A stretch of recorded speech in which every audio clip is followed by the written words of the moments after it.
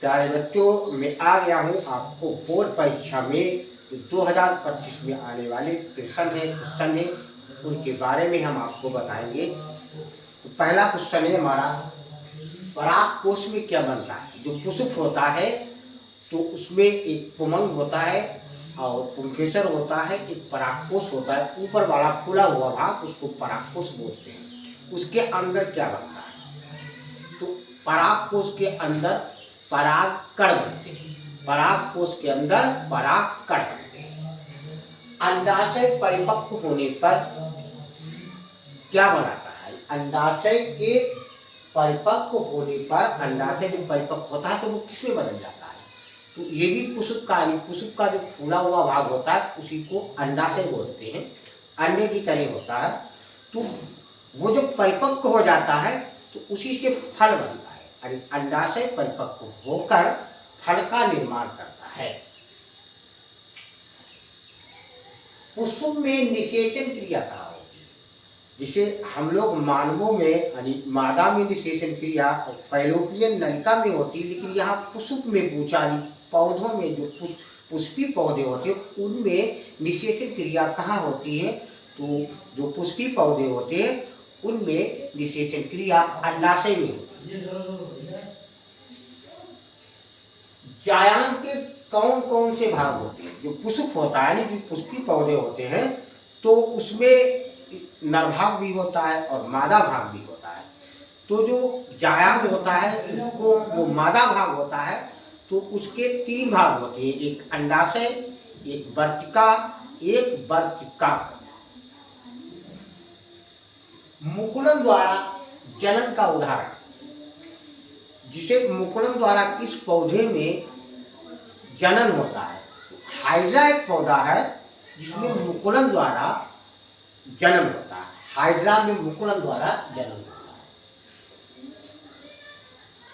East में मुख्य रूप से किस क्रिया द्वारा अलैंगिक जनन होता है? ईस्ट एक होता है तो ईस्ट में बडिंग विधि होती है। बडिंग विधि द्वारा उसमें जनन होता है ईस्ट में। किस पौधे की पत्ती से नया पौधा बनता है? यानी कौन सा ऐसा पौधा है जिसकी पत्ती से नया पौधा बन जाता है? तो एक एलोवेरा और एक है मनी प्लांट, इनकी पत्तियों से नया पौधा बन जाता है।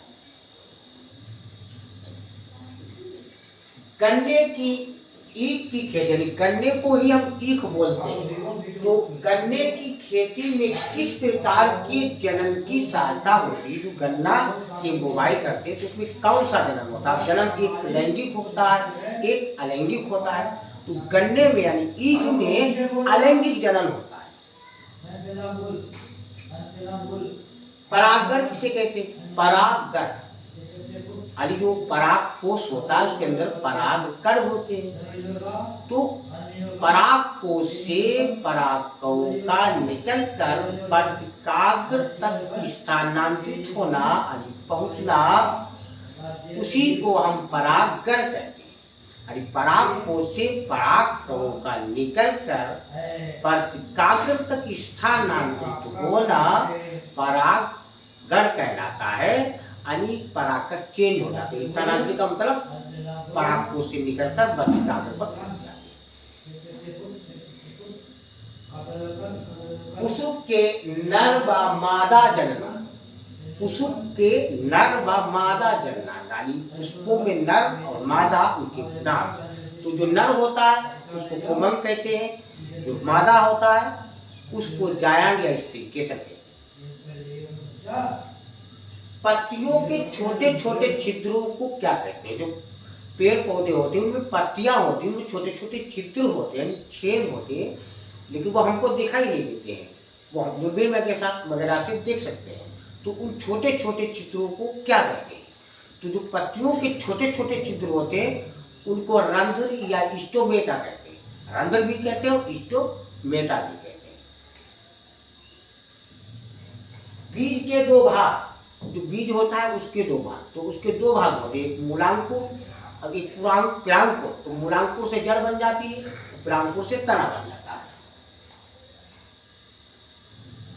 कोशिका में ऑटोसोम्स की संख्या कितनी होती है? तो एक क्रोमोसोम होता है, तो क्रोमोसोम जिनको गुणसूत्र बोलते हैं, तो उनकी संख्या 46। अरे गुणसूत्र और क्रोमोसोम एक ही बात है, तो उनकी संख्या कोशिका में 46 और ऑटोसोम्स की संख्या 44, यानी जो कम कर देंगे, और जोड़ों में 22 और गुणसूत्रों की संख्या 46 और जोड़ों में 23।